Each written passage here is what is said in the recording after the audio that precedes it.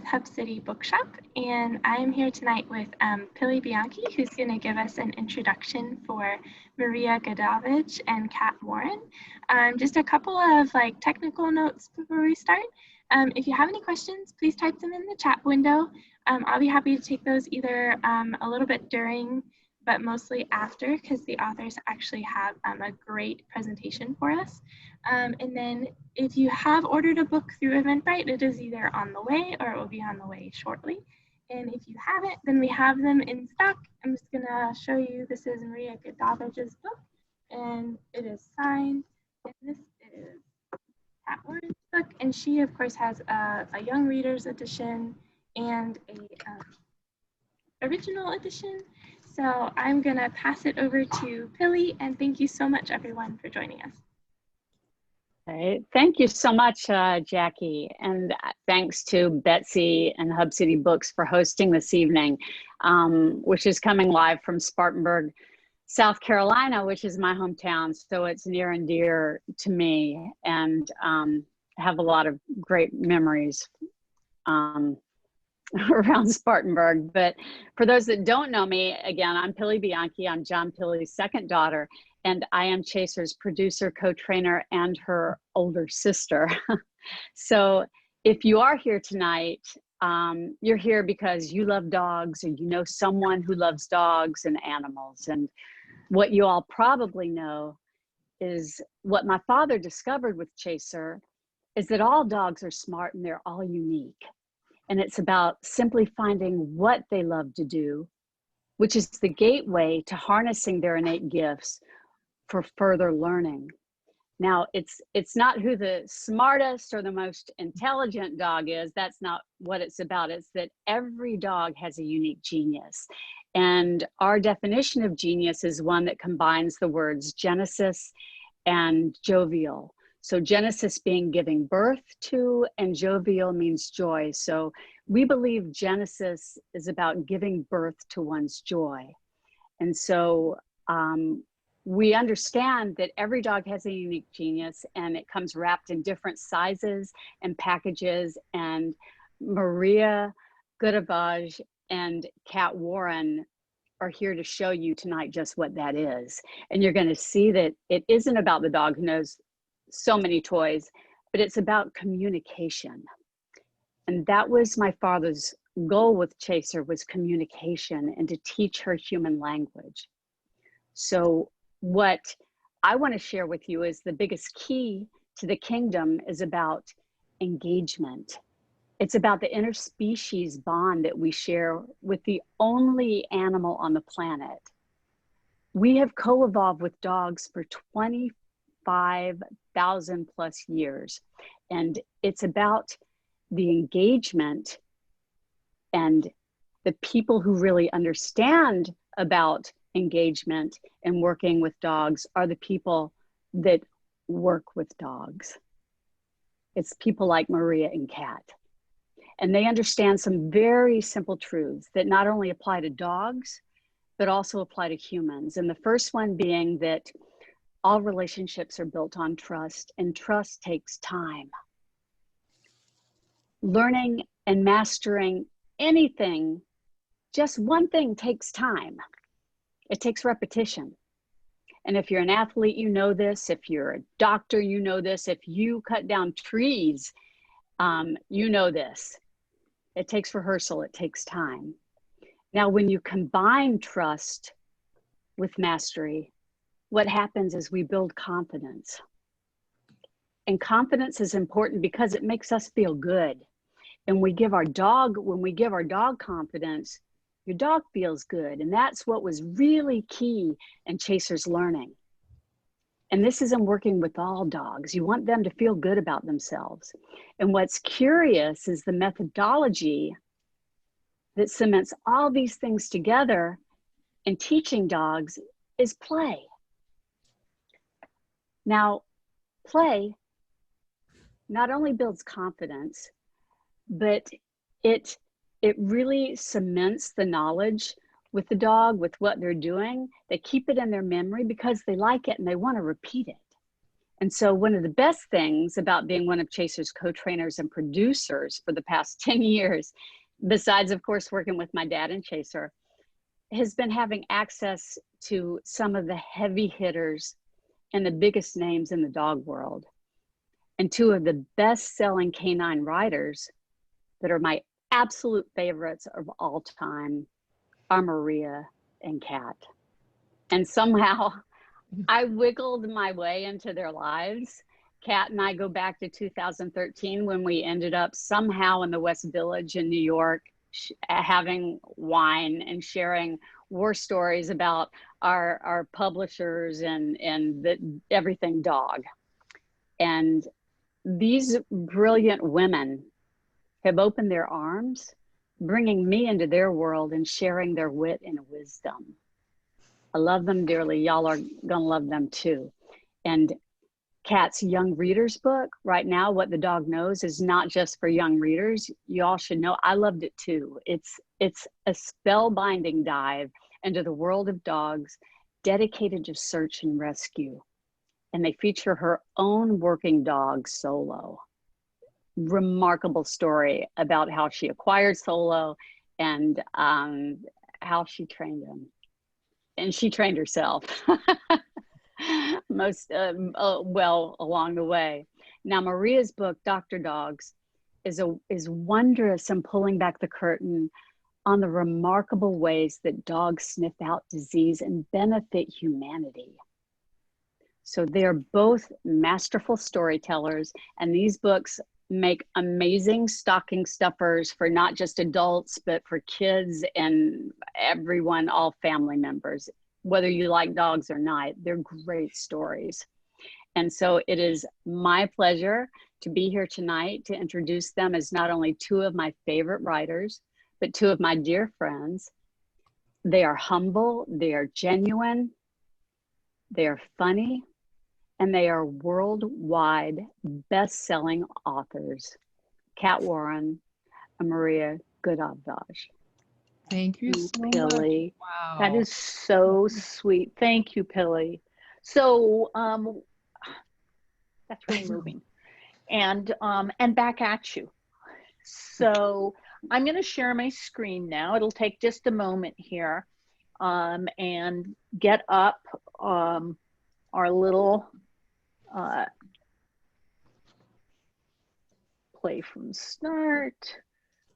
There we go. So you should now be able to see that. And let me just get, okay, so, yes, so Chaser and John Pilley.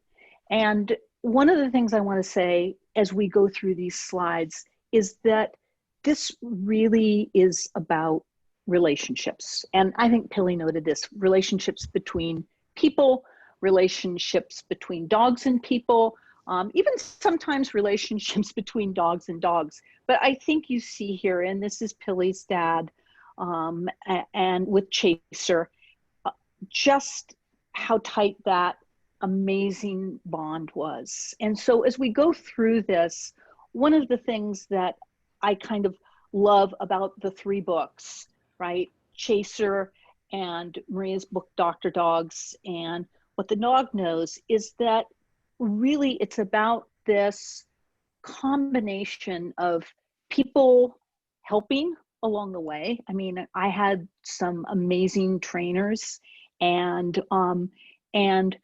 just thinking through how to best communicate with the dog and watching the dogs learn how to communicate with us. So take it away, Maria. Thank you. This is, the dog on the left is my dog Gus, and he has greatly benefited from Chaser and John and Pilley and everyone who has worked with them. When I got him a few years ago, he was given to me by one of the people I wrote about whose son died in Iraq with his sniffer dog. That was in one of my other three books about dogs who work beside us for a living. And I had read about Chaser. I had seen Chaser, and I was so inspired that this dog was going to know a lot, and that we were going to build an even better trust and bond than I had with my other dogs. And just it's been amazing to actually meet Pilly and to have a link to Chaser that way. But what I want to show you here is Gus does not have a job per se. He's not one of these working dogs like Kat's dog or the other dogs you'll meet today, but he does. He has a freelance job. He likes to go anytime we go to the park, the beach, anywhere. He will find a ball or something, and sometimes some really not so good things that we won't want to bring home. And if you want, I will PM you pictures of those, but they are not for a G-rated audience. But I live in San Francisco. So, so this is just typical. This was about 15 minutes of me doing some sit-ups and push-ups in Golden Gate Park. And this is what he found in the bushes. So he uses his nose for a living in his own little way. And he does appear in the book Dr. Dogs. And he's a little bit different from Kat's dog here. Kat, go ahead and let's hear about. Yeah, so Solo. And, you know, when we talk about G-rated, there's also the fact that Solo came kind of roaring into our lives as a singleton, the only pup of his litter. And quite literally, the night he arrived, one of his first acts was to try to hump our poor overwhelmed female Irish setter. He was 9 weeks old. He could not speak dog language. He was full of himself. You can actually look at that gaze and you can either read thoughtful or you can read, you know what? What's the next game I'm on? And so he was this odd combination.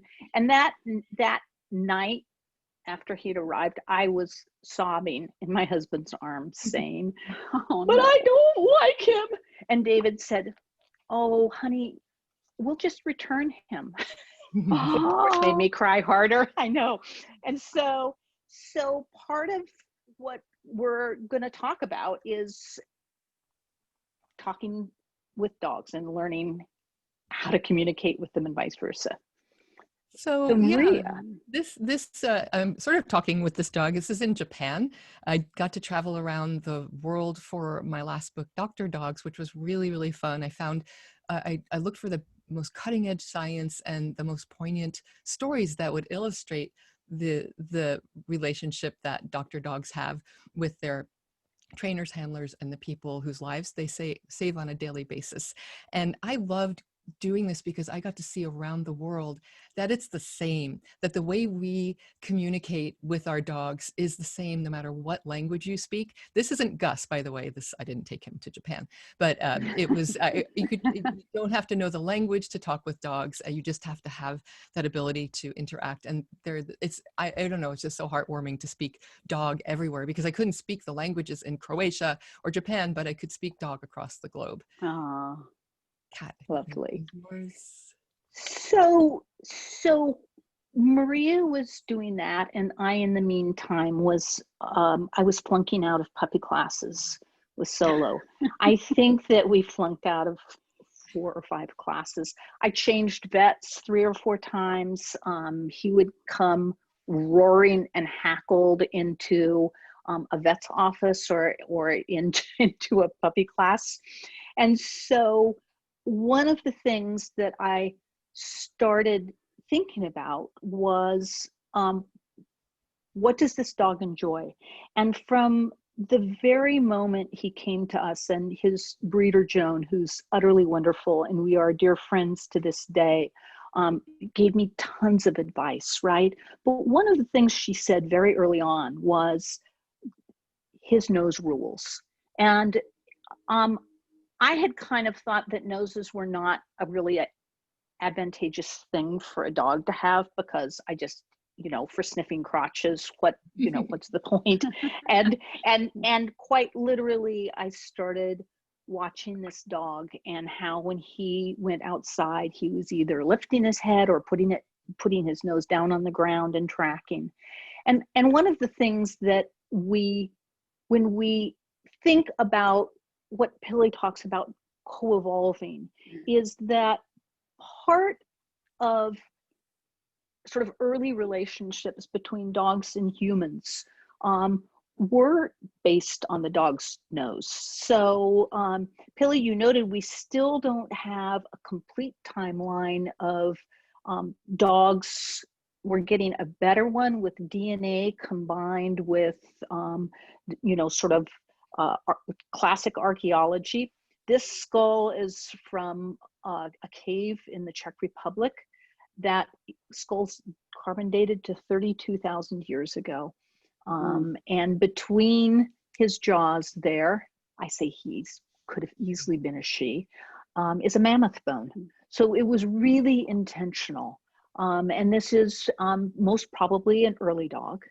And if you look below, one of the things that that you'll see there is that's Assyria. So that's 7th or 8th century BC. And those are Assyrian hunting dogs. The Assyrians had war dogs and hunting dogs, and the fact is that the dog's nose from very, very early on was an advantage. And we'll take a quick look at the dog's nose. We have anyone who has a dog knows what they look like from the outside. I actually have a replica of the dog's nose right here. This is from the National Institute of Standards and Technologies, and it opens my book. You will find it in the introduction, so I won't give too much away, but I'm just going to talk about even the way the outside of a dog's nose is formed with the nostrils like this and those little whorls on the outside is giving science a peek into how efficient their sense of smell is and how incredibly wonderful and how we can learn from it ourselves. So they can inhale when they're on scent 5 times a second really rapidly, and then they can exhale on the sides so that it doesn't interfere with the scent. And that's something that's giving scientists a clue on how to conform their vapor sensing technology. And this is just the outside of the dog's nose, but Kat has some good stuff on the inside. Yeah, so that prior illustration of the dog skull, by the way, is Patricia Wynn, who's an amazing scientific illustrator. And then she did a quick sketch of our current pup Rev's interior.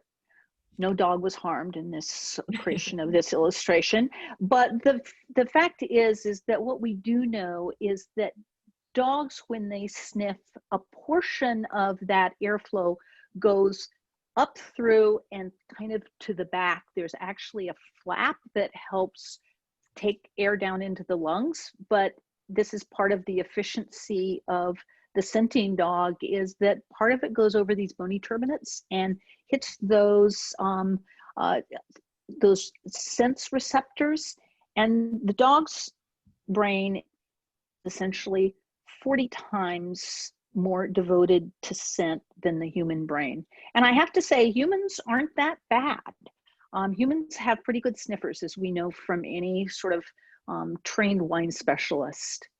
So this is just Maria and I came, exactly. I mean, seriously, you have to be able to sniff well, and you can't train your nose. There are people who are water tasters who taste water for cities and have a really trained nose for that.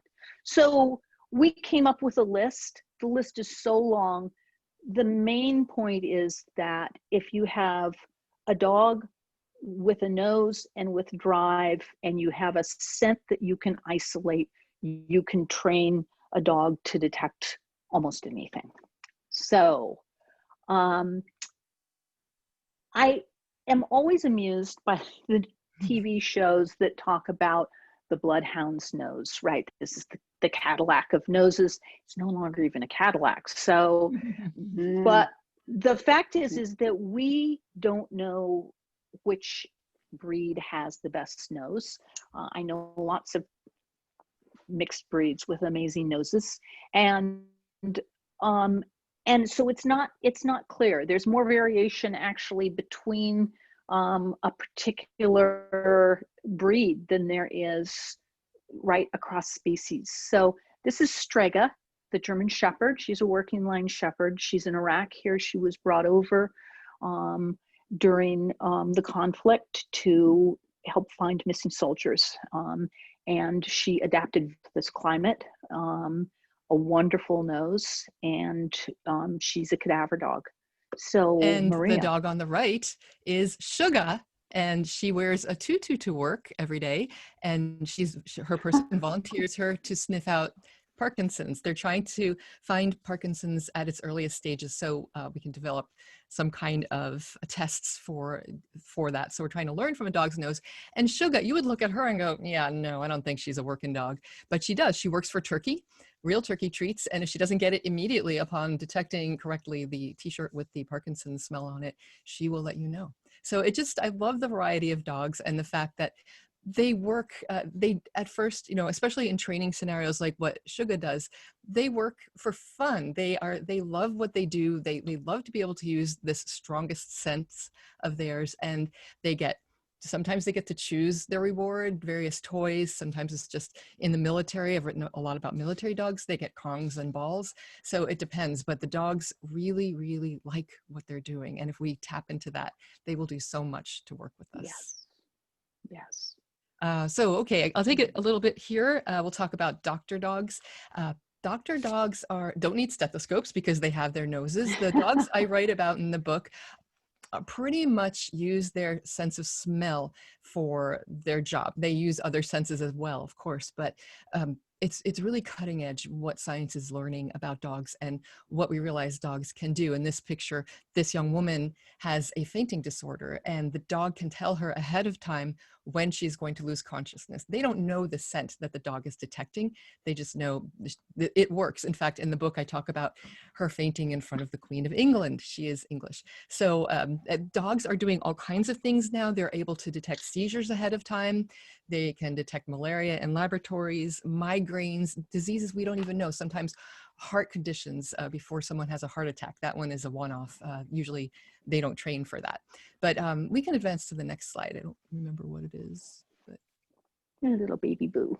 Oh yes, Baby Boo. The reason we got started with all this is because of this dog. Her name is Baby Boo, and she was a sweet little dog, also in England in the mid-1980s, who she barely barked. And one day her person was doing some yard work and she attacked the back of her leg. She just launched into it, was biting, biting, biting. It turns out she was biting what would turn out to be a melanoma. The woman did not know it was there, and she ended up going to the doctor and he said, your dog saved your life. That doctor ended up writing it up, and then another doctor found that in the notes years later and wrote that up in the prestigious British medical journal, The Lancet. That was the first time dogs have been mentioned in scientific literature as, potentially, hey, can they do this? Can they sniff out disease? It would take well over a decade for science to really look into that in a serious way. We can go to the next slide, Kat. Thank you. And there's a little lag here for me. So this is what we're seeing now. And this is in the early 2000s. This is the sort of thing that started happening around the world. These dogs who train for things, the diseases I'm talking about, cancer is a really big one that started out the research. And the dogs are able to sniff out cancer. They have like one sample, not of cancer of this carousel, but actually blood from someone with cancer, or it could be just plasma, urine, sweat, exhaled breath. And then the other ones will have other things in them. And the dogs, when they're well trained, we don't even know what it is they're smelling, but they can nail it with really good training. There's a lot of training, as Pili noted, that goes into this kind of work. And they're doing this behind the scenes with malaria, various bacteria and viruses, which we'll talk about toward the end. But it's incredible what they can do. And this is also how they train dogs to work with people. And this is Angus. He works in a hospital and he is sniffing out C. diff. It's a pretty awful bacteria that affects vulnerable populations. So he's already working in the public, not one-on-one, and not behind the scenes. So he goes in between. The next slide will show, who is that on the next slide? There we go. This is Paul. Okay, there we go. This is a dog who is, this young man had a paralysis disorder. No one knew what it was. Doctors said, oh, he has a headache before he gets paralyzed out of the blue. It must be migraines. That was their best guess. They just couldn't figure it out. The boy's parents had heard about migraine detection dogs, migraine alert dogs, and they really exist and they do a really good job. And so they got a puppy and they found a trainer And the trainer had trained dogs on migraines, but it didn't matter what it actually was. They trained the dog on his scent before he had a paralysis. So they would have him spit into gauze every 30 minutes. And then the one that was closest to when he would become paralyzed was the one they would use to train the dog. All good things happened when the dog smelled that scent. Within 6 months, the dog was starting to alert. Within a year, she was on it every time. He also had dystonia. And actually, he made my necklace. He has this Ehlers-Danlos syndrome, so all of his connective tissue it's terrible. He has his joints dislocate all the time. So when you're paralyzed and then you fall and your joints dislocate, it's horrible. But he does this beautiful art, and the dog has saved him so many times. He's had surgeries since that have helped with this paralysis, and she's still there for him through thick and thin. I love seeing them. We can go to the next one. Thanks, Kat. Yeah. Sorry, guys, I have a lag here all the way in California. Yeah, we have a 3-second lag. Yeah, so this is Luke and his dog Jedi. Jedi is holding what's called a bringsel, and that is this cloth tube that indicates something is going on. And in this case, Luke has type 1 diabetes, and the dog was alerting to him having a diabetic low blood sugar. This is before Luke's monitors will tell him. This is 10 or 15 minutes before, actually. And Luke and Jedi have such a tight relationship. They started together also when Luke was young. This is not common. Most young children do not have diabetic alert dogs. This dog can smell when Luke is having a diabetic low or high sometimes from far, far away. From Luke can be playing outside and Jedi will be inside, and he'll get a whiff of something and run to the mom and alert her. They're a magnificent team. And I have other stories of diabetic alert dogs. That's one of their key jobs these days. We can go to the next one, Kat. Thanks. Yeah. And dogs are being used a lot for people with post-traumatic stress. This is Will and his dog Harnett. They're in North Carolina, and Harnett was trained in prisons in West Virginia. I got to go up there and watch the prisoners train Harnett and other dogs. Actually, they know 120 commands, and really Harnett's favorite and Will's favorite is snuggle or cuddle, because that's what really brings it to him. Will had a couple of rough deployments in Iraq and came back. His life was in tatters. His marriage was falling apart. He couldn't keep a job. There was some other stuff going on, and finally got a dog, and sorry, my screen just went away. And it changed his life. Harnett absolutely changed everything. He's off all the medications except maybe one that the VA put him on, and it's really life-changing. Dogs are being used in a lot of mental illnesses now. There's a lot of anxiety, really crippling anxiety out there, and dogs are being trained to help with that. It turns out that emotions have a scent. They've been showing that, and some people are training dogs on the scent of anxiety, fear, anger, and the dogs are responding, so they get a little bit of a heads up. Dogs are also being used a lot for children with autism, and I have some really good stories in the book about that, but because we are pressed on time, we'll just skip through that, and I think that's my last slide for now. Kat? Yes, yeah, and this is going to be such a switch up, but you know, Pilly and Maria and I were talking about how important and how many cases we see where autism and autistic children and adults are really changed by the presence of the right kind of service dog, and so it is especially moving. So this is a switch up. Solo, he is about 4.5 months old here. He was kind of a colt meets a Tasmanian devil, and that's the illustration. If you don't know your Tasmanian devils, you should. And I didn't know what to do with him, and I had many years ago a trainer who I trained with my former shepherd, Zev, and I went to Nancy Hook, and she lives out on a farm, and she has a boot camp kennels, and and so what Solo was doing, it was bouncing against the cyclone fence, and I was trying to distract him and saying, good dog here, and shoving liver treats into his mouth, and she said, you're making him into a wuss. What do you want to do with him? And I thought, I don't know. I have no idea. And then she said, why don't you train him as a cadaver dog? And at that time, I literally did not know what that was. And Nancy explained, and I think that most of us are getting more of a feel for this particular kind of work, but it's essentially a dog trained to alert to the presence of the scent of human remains. Okay, and it can be anything. We'll talk later about how far back some of these dogs are being trained, up to somebody who's pretty recently deceased. And because I grew up in a family, my brother Dan is on this call, but I grew up in a family where my dad was a biologist and my brothers hunted, and we grew up in the country. The idea of this actually did not freak me out. I was fascinated. And I started training with Nancy.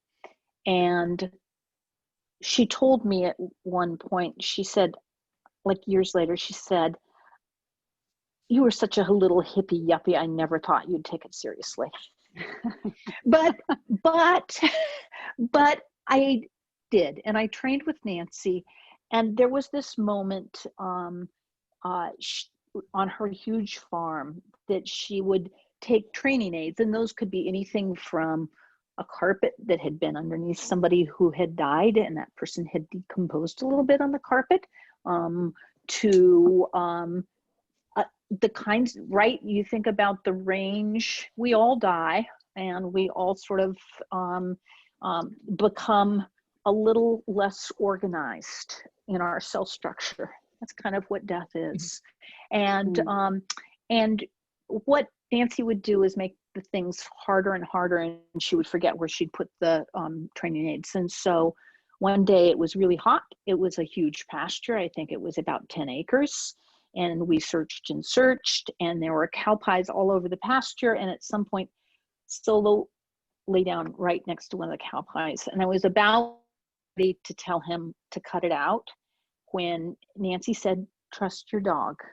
And I flipped the cow pie over, and there was this small piece of human rib underneath the cow pie. And it was from a friend of hers who was still alive, happily, so I can tell this story. He'd had a surgery where he had a rib removed. And that was the beginning of my realizing that we really wanted to do this. And I started training with law enforcement. And I was really lucky to have a sergeant of the canine unit here in Durham, North Carolina, who invited me to come train. And so for many years, I both trained and also took Solo on searches for the missing. And we did not do disaster work, but I'm going to give you just a quick notion of some of the kinds of work that cadaver dogs can do.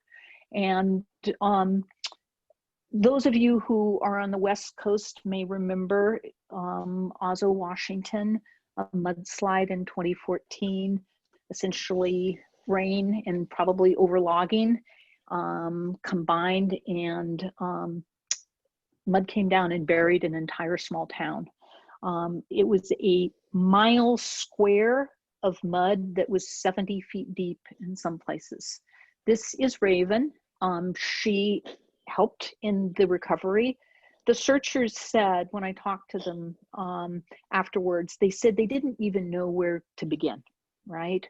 All 43 victims were recovered, and the dogs were able, not that they can smell down through 70 feet of mud, but the fact is there were trees and shattered houses that were creating shafts where the odor could come up.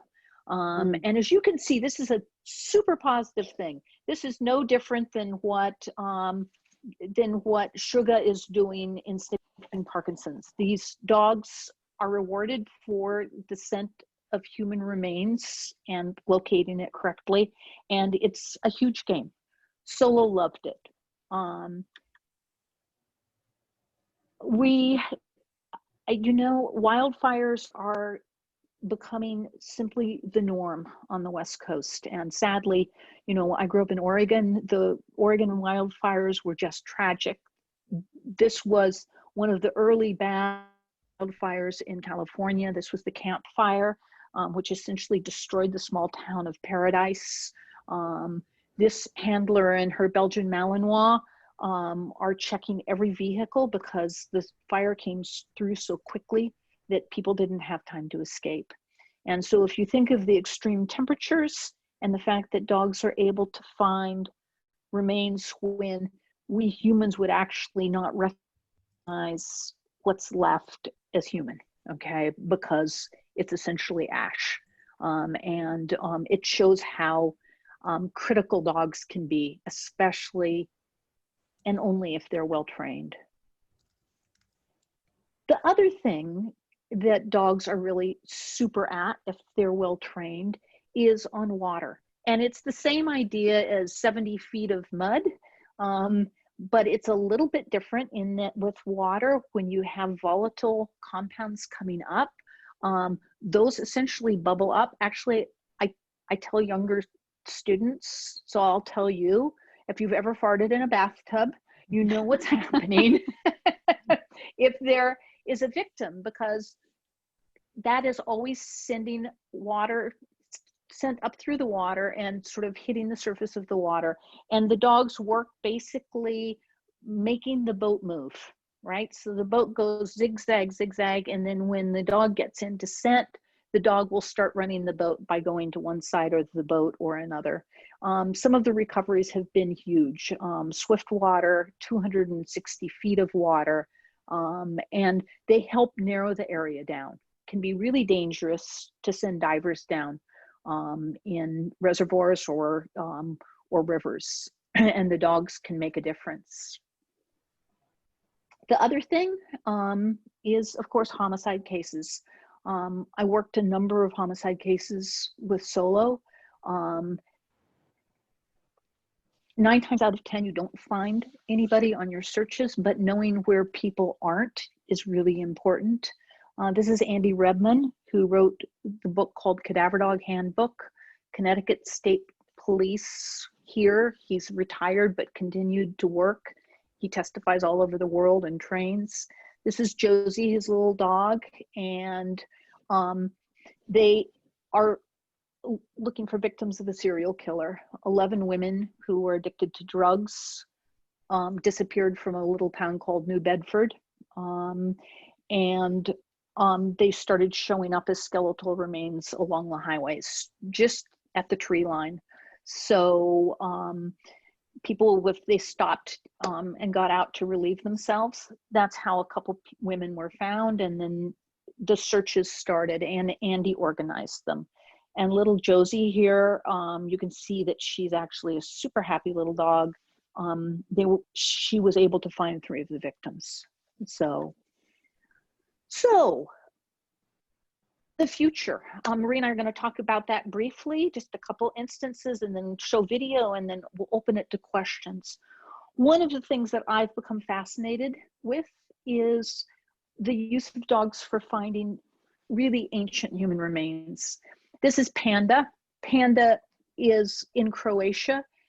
Her specialty is essentially mass executions, because her handler and trainer is helping find victims from World War II up through all the conflicts in the Balkans. This is a merrier use of the dogs, is that Andrei Pentar got together with an archaeologist, Vedrona Glavis, and this is an Iron Age site. There are crypts beneath that stone, that rubble, and this is Iron Age. So the dogs, in a beautifully controlled scientific experiment, double blind, helped locate the location of these small burial chests that are 2,700 years old. And I kind of love that. And then I'm going to turn it over to Maria. All right, the present. Well, I want to fast forward to the future first. Dogs may actually help us with cancer. You're not going to be finding them in your doctor's offices right now. What they're doing is working with scientists all over the world to figure out what the volatile organic compounds, what the scent of cancer may be. It may be different for every cancer. It may be having the same fingerprint. And the idea is the dogs talking with the scientists in ways that are complicated, but I describe in an easy way in the book, we'll come up with an easy, early way to detect various cancers that are really hard to detect early now. And this can be used around the globe inexpensively and rapidly. So that's what all that work is about. But for now, the most important job I think they're doing, hopefully now, is that they will, around the world, again, dogs are sniffing out COVID. The question was, when COVID hit, I went, wow, this is something I mentioned in my book. Maybe they'll be able to help us with a pandemic one day. In the hardcover, in the paperback, I talk a little more about that. I was able to update it, but dogs are doing a remarkable job in the early studies, sniffing out COVID, people with COVID, not necessarily the virus itself. And the goal is to have dogs one day be able to screen for COVID at places like airports. They're doing it at airports already. A couple of them are studies. One of them is real deal. And they are going to be at train stations. If this continues to work out, they have to scale it up. Who knows, they may be at local schools and businesses. Again, there's still a lot of work that needs to be done. There's still a lot of questions that need to be answered. But of course, it's dogs who will take us to this next level, maybe where we can start opening society with a little more confidence if the work continues. So I'm really excited to see where that comes in it. Actually, I have a Facebook page called Dr. Dogs News, which is all about, mostly about the COVID detection dogs these days, if you want to keep up with the latest. So Kat, I think we have a... Thank you. Yeah, and we're just going to do a couple short videos before we kind of open it up to questions. And I'm going to just share a quick video of solo training, just so you can get an idea how this particular kind of scent detection works. So he worked off lead and just ranges back and forth like a hunting dog. And I stay well behind. He's the one who's in charge of this. He's got the nose, I don't. And you can see, actually, you'll see him kind of stop there. I had actually planted something down by the river, something really subtle, and he went down and found it. I put it on a little island in the river. And one of the things that, there's a nice little study that shows that dogs are really good if they're properly trained at detecting teeth, and teeth can be important for identification. And I think that those were out maybe just 40 minutes, and what you'll be able to see is him all of a sudden get a little hitch to his get up there, and then he works the scent cone down. It's just on the other side of that little tree. My friend Sarah has a sense of the dramatic. So nose on, and then his alert. Okay. Although I can tell that he's in scent, the alert is for if it comes into court, right? This is what the dog does when he finds the scent of human remains. He lies down if he can. And then this was a little thing he actually taught himself, which is you can see him come in, find the training material, but I was too slow. So he comes back and gets me and brings me back to it. And that was just because I was too far back. And he was such a wonderful dog to work with, I have to say. And then my friend Sarah, of course, had to do the slow motion out of the woods. Love that. So this is Maria's video. Do you want to introduce it, Maria? I'm sure. It's my official Dr. Dogs music video, and the music is by Parry Grip. Any of you have kids might know Parry Grip. And go ahead. Thank you, Kat. You'll see some of the people you met in this presentation.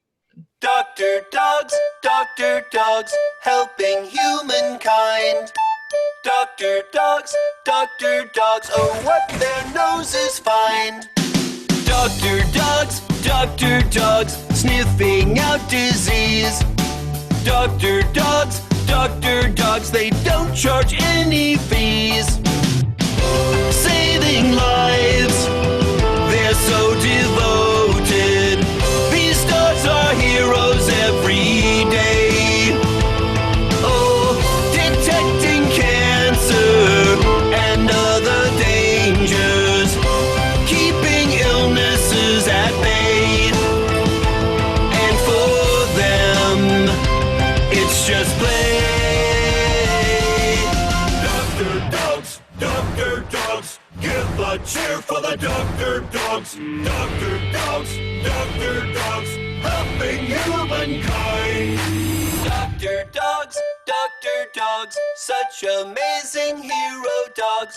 Dr. Dogs, Dr. Dogs, helping humankind.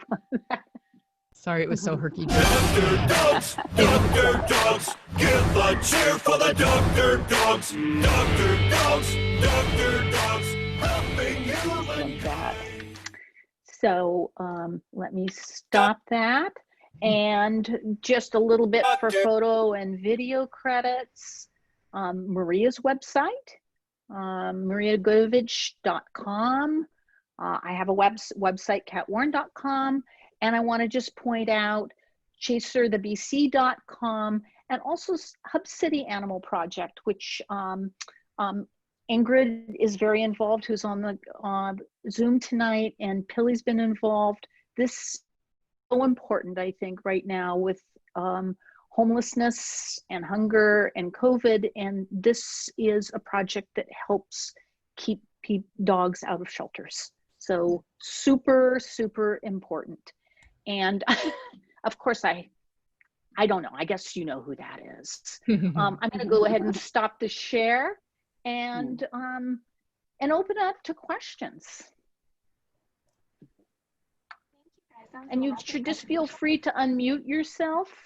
Should I look in the chat and see if there's stuff? We just have a little conversation so far with Adeline was talking about how her dogs go to a local university and help out. And that turns out to be a woman in Ireland who I interviewed for the book. She's detecting the scent of various emotions, but I think it was stress that they're particularly focusing on. So I don't know if she's still here, but I don't see her on now. Yeah, I think she's gone now, but she takes 2 dogs. They're on a pause right now because of COVID, but I've included some of her papers in my research. It's really fascinating. Yeah, and one of the things that Maria alluded to. I see her. Oh, good. Sorry, Oh, good. Yeah. Hi, Anna. Good. Is that we don't necessarily need to know what it is that the dog is alerting to as long as we can isolate that scent. That's really important. We still don't know all the volatile chemicals that are in the scent of human remains, right? But what we know is that the dog knows what they are if we're using them properly. And for instance, like stress, there's even some thought about bomb dogs who are good at detecting IEDs, right? Roadside IEDs may be alerting partly to the stress scent that's on the bombs, because trust me that it takes a lot of courage and there's a lot of fear if you're planting a roadside bomb. So it's kind of fascinating to sort of think about the fact that actually the dog knows something we don't. But if we're rigorous in our training, it doesn't matter.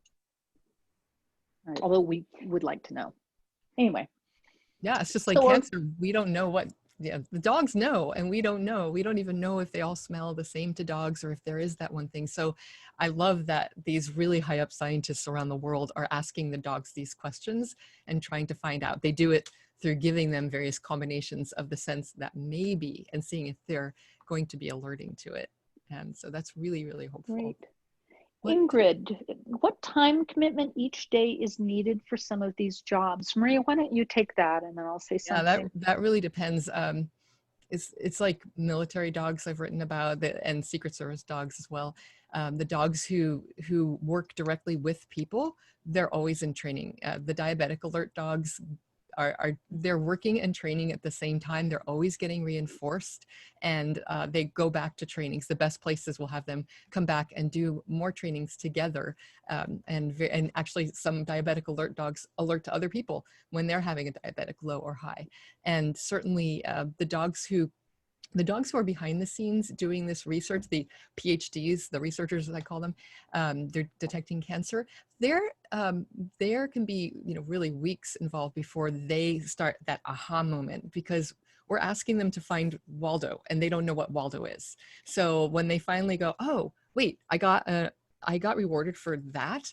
Let me see if I can sniff that again. It's some combination. So some dogs get that aha moment sooner than others, but then they come in, they're volunteered usually by their people, and they'll come in sometimes every day for a couple of hours. Some are there every day, some are there 3 days a week. So that really depends. That's not as intensive. How about with you, Kat, with training? It depends completely. And if you think about multi-purpose dogs, so if we're talking about, as Secret Service dog, law enforcement dogs who are being trained to detect drugs, usually to protect their handler, usually to track or trail, and sometimes even a couple of other things, right? The dogs are always with their handlers, and our good departments have trainings usually at least once every other week or once a week for a 7 or 8 hour period, right? Because the dogs, in a sense, have to be constantly trained, right? You're always fine tuning. The dogs get better. They truly do. Pilly alluded to this, but I think it's marvelous to think about learning curves, and that if we think about a human learning curve, a child learning how to play the piano, right? The same thing happens with scent detection dogs, right? They have those learning curves, and as Maria said, those aha moments. So yeah, and sadly, in the military, they don't have these. The handlers are not with their dogs 24/7, and the handlers have other things to do. So and they can be multi-purpose, as Kat said. So the training is intensive. They get trained before they're with their handlers, and they train all the time. But for war, I don't know if I mentioned this before. I wrote about war dogs in other books, and they are sometimes the best time for a military dog is actually when they're deployed, because then they're with their person 24/7, and everyone's life depends on the dog and the trust they have with their handler being able to sniff out bombs as they walk point. So that training is intensive there, because they're working it, and they're training and they're working at the same time. And Secret Service, they are all, I've written a book about Secret Service dogs. They're all single purpose dogs, because they say they can't mess around. They either protect the president with physical force, or they do it with their noses. So they, unlike the law enforcement that Kat works with, they are really single purpose only, which is unusual, but they're training all the time. Yeah. One thing I want to highlight. I'm sorry, Pilly. Oh, no, that I just want to highlight everything is that scent is something that every dog enjoys. And my father used scent training with Chaser, and he used it with our previous dogs. So Chaser was able to find each one of us individually. Even I have video footage of him really almost a couple of months before he died, where he was hiding in the backyard behind some trees, and Chaser was in the house, and I said, go find Pop-Up, and out she went immediately to him. Oh. So she loved using her nose. And so everybody can use play and scent training with their dogs, because it's innately reinforcing for them. It's the search, it's the find, it's the discovery, and then the engagement that happens afterwards. That's really, it can be applied to everyone with their own dogs. But yeah, that's a super point. And folks, feel free to just unmute yourself to ask a question. You don't need to type it into the. Oh, Kat, Julie asked a good one for you if you want to check that out. Yeah. So how to balance the joy a dog has with finding cadaver with the emotion of loss. So here's the nice thing about dogs. They don't, so if they're properly trained, and if you are a decent handler, they think it's just a ton of fun to find a cadaver. Okay. So I know that the 9/11, you know what, it has to be fun for them. And the fact is that when we talk about emotions traveling down the leash, right? I know that everybody kind of goes back to that 9/11 where the dogs got depressed but the fact is that what happened is that it was an incredibly stressful situation. There were not people alive in the towers. The handlers were overstressed. The dogs were being worked for far too long. I mean, all of those things came together. But properly trained dogs, right, where they're fulfilling this, I mean, this is like a dog finding a dead rabbit, right? It is, but not eating it, okay? We do not want that. It has to be fun. It has to be rewarding. And so part of a handler's job when you're on a case that's really sad or hard, involving, for instance, searching for a child where you know that they're a victim of homicide, your job is to make sure that that dog doesn't know how you feel about that, okay? Take it out on your husband 3 days later. That was my, seriously, right? The dog's doing his job and you're doing yours, and you're so concentrated on that happening that you set it aside for the time. So, and yes, I think nose work is a great thing. Are there other questions? That's it so far, unless anyone has anything they'd like to unmute and ask. I usually go with the chat, but if someone's comfortable asking out loud, that's fine. And I see Ann Ekman and Dan. It's so nice to see everybody here. And we've got some great suggestions. Hi. Hey, Ann, do you want to unmute, or are you just waving to say hi? That was just hi. I joined late, but I'm really liking what I'm hearing. So thank you both. Ann is a dear old friend from graduate school. And so it's so nice to see everybody. Well, I think, Jackie, what do you think? I think this is... Yeah, I think that's great. We've had a few people. I think you guys answered a lot of questions with your presentation, which happens a lot while the author is talking. People will think of questions and then you'll answer the question with your presentation. So that was really, really comprehensive and wonderful. So, and I think if people want to know more, they should really read the books. Oh, it looks like Kay has a question. Can I just say how much I enjoyed this presentation? It was just fascinating and wonderful, and I'm very appreciative of you guys. Thanks so much. Thank you Oh, so thank much. you. That it feels really good. And Tilly and Julie, thank you for coming. Yes, I thank everybody for coming. I really, this was just a joy. And Hub City is a wonderful bookstore, and it has a wonderful writers project. And all I can say is, for the holidays, support your independent bookstores, because they support us, and none of this would happen. Amazon doesn't really like to feature authors at events. What can I say? I don't know why. But so thank you, Jackie, and thank you, Hub City. Thank you guys. We were so glad to have thank you. you. And the support from everyone has been really awesome for this. And people have bought books from us, and that every book helps. So thank you. And we do have backstock from both authors at the shop. So please come check them out. They are wonderful. Thank you. And we'll see everybody in person post-COVID. Thank you. Be safe, everybody. Okay. Thank you so much. Thanks, Dan. Bye-bye. Bye. Yeah, Kat and Pilly, thank you so much. Thank you, Bye. Jackie. Billy, Really, thank you for the introduction. Bye. That was amazing. Thanks, Gus is Dan. saying bye. We'll talk Bye, soon. Gus. Yeah, that was really interesting. I appreciate Yes, it. Gus. Thank you, He knows Dan. when it's over. Thanks for coming. All right. Bye. Oh, and there's Gus.